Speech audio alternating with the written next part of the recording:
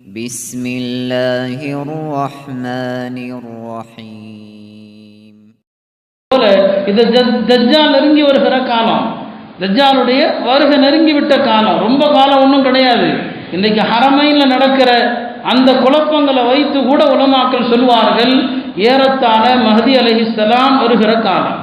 மஹதி அலைஹிஸ்ஸலாம் என ஹதீஸில் சொல்லப்பட்ட அந்த அடையாளங்கள் ஏறத்தாழ இன்னைக்கு அங்கேயே குழப்பங்கள், என்ன வேண்டுமானாலும் நடக்கலாம் என்கிற அச்சம்.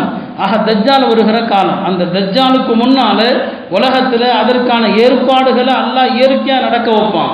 சிறிய தஜ்ஜால்களை உலகத்தில் அனுப்புகிறான். அவங்க கொண்டு வருகின்ற எல்லா சட்டங்களும் என்ன, மனிதர்களிடம் இருக்கிற அத்தனையையும் பறித்து கொள்வது, எல்லாத்தையும் பறிச்சிருவாங்க. அதான் இன்னைக்கு நடந்து கொண்டு இருக்குது. இதெல்லாம் கண்கூட பார்க்கிறோம்.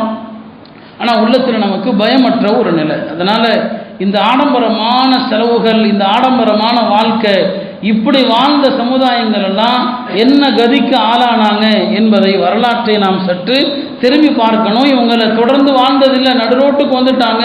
ஆப்கானிஸ்தான் ஒரு காலத்தில் செல்வ செழிப்பான பூமி, வளமான பூமி. அவங்க இன்றைக்கு இருக்கக்கூடிய நிலையை கொஞ்சம் யோசித்து பாருங்கள். எவ்வளோ மோசமான நிலையில் அவர்கள் இருக்கிறாங்க. பலஸ்தீன் மண்ணில் வாழ்ந்த மக்கள் ஒரு காலத்தில் செல்வ செழிப்போடு வாழ்ந்தவங்க. அல்லாஹ் நமக்கு செல்வத்தை தந்திருக்கிறான். ஆனால் இன்றைக்கு அந்த செல்வங்கள் குறைய ஆரம்பித்த பிறகும் கூட இன்னும் நாம் திருந்தாமல் நம்முடைய வாழ்க்கையினுடைய லட்சியமாக சில குறிப்பிட்ட விஷயங்களில் நாம் செலவழிக்கிறோம். பயனுள்ள சமுதாயத்திற்கு ஆற்ற வேண்டிய எத்தனையோ காரியங்கள் இருக்கிறது, அதையெல்லாம் மறந்துவிட்டு எதையோ நாம் செய்து கொண்டிருக்கிறோம். அதனால் இந்த விஷயங்களையும் கண்டு நாம் திருந்தலைன்னு சொன்னால் எதிர்காலத்தில் அல்லாஹ்வுடைய கோபம் இன்னும் அதிகமாகும். இப்போதே இந்த மத்தியில் இருக்கிற அரசாங்கம் முஸ்லிம்களுக்கு எதிராக செய்து வைத்திருக்கிற விஷயங்கள் கொஞ்சம் நஞ்சம் அல்ல. இன்னொரு முறை ஆட்சிக்கு வந்துட்டாங்கன்னு சொன்னால் அல்லாஹ் பாதுகாக்கணும், மிக மோசமான நிலையை நாம் சந்திக்க வேண்டியிருக்கும். நமக்கு இதற்கான தீர்வு என்ன?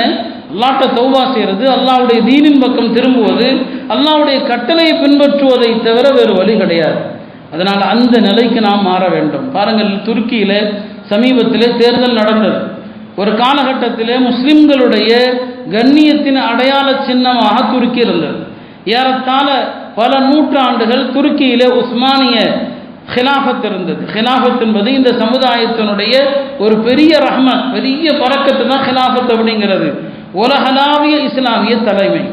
அது பல்வேறு காலகட்டங்களில் ஆரம்பத்தில் ஹுலஃபாய் ராஷிதீன்கள் இருந்தார்கள், பிறகு பனு உமையாக்கள் இருந்தார்கள், பிறகு அப்பாசியன்கள் இருந்தார்கள், அதற்கு பிறகு இடையிடையே பல்வேறு முஸ்லிம் குடும்பத்தை சார்ந்தவர்கள் ஹிலாஃபத்தில் இருந்தாங்க.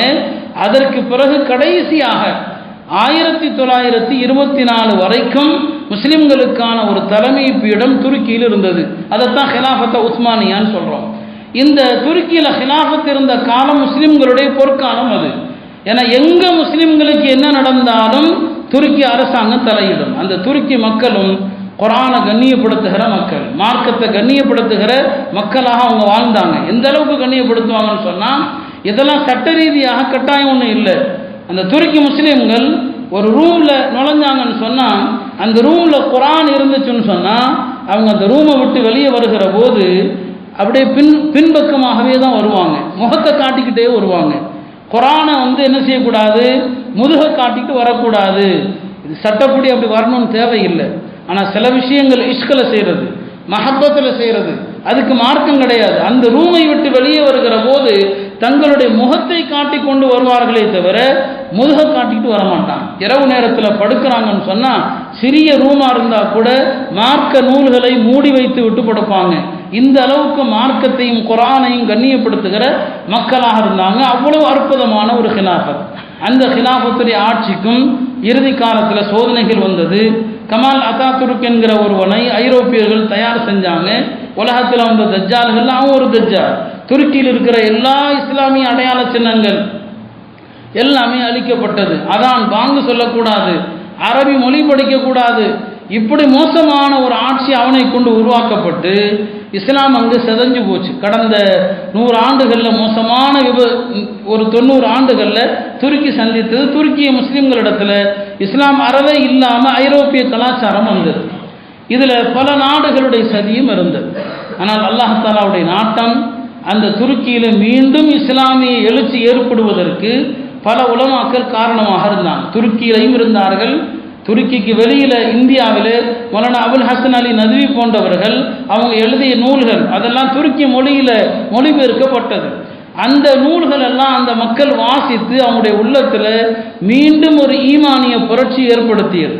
அந்த நாட்டில் இன்றைக்கும் ஹயாத்தாக இருக்கக்கூடிய நக்ஷபந்தி தரீகாவுடைய ஒரு பெரிய இமாம் ஷேக் மஹமூத் ஆஃபிந்தின்னு சொல்லி அவர்களும் அந்த நாட்டில் மக்களிடத்தில் அமைதியான முறையில் மக்களிடத்தில் ரகசியமாக தீனை பரப்பி கொண்டிருந்தாங்க.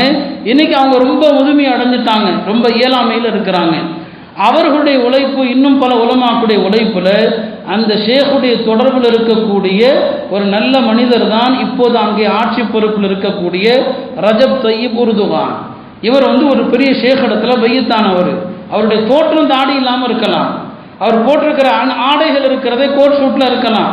அது ஒரு நன்மைக்காக அவர் அந்த தோற்றத்தில் இருக்கிறார். அதுக்காண்டி யாரும் தாடியை சிறச்சிக்கலாம்னு நினைக்கக்கூடாது. ஒரு நன்மைக்காக அவர் அப்படி இருக்கிறார்.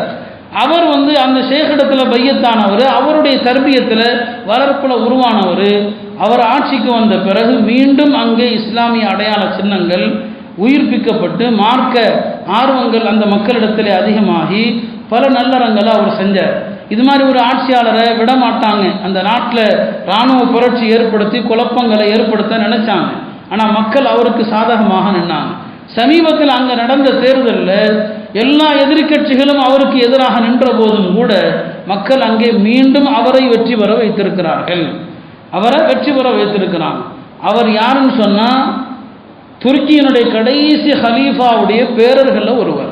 துருக்கியினுடைய ஹலீஃபா இருக்கிறாரே அப்துல் ஹமீத் என்று சொல்லுவாங்க, அவருடைய பேரர் தான் இப்போது இரண்டாவது முறையாக வந்திருக்கக்கூடிய ரஜப் தய்யிப் உருதுகான். இந்த துருக்கியினுடைய வெற்றியை கண்டு ஐரோப்பிய உலகமே பயப்படுகிறது.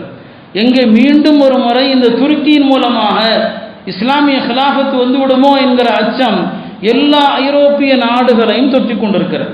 அல்லாஹ் அவருடைய ஆட்சியை பரக்கத்தான ஆட்சியாக ஆக்கணும்.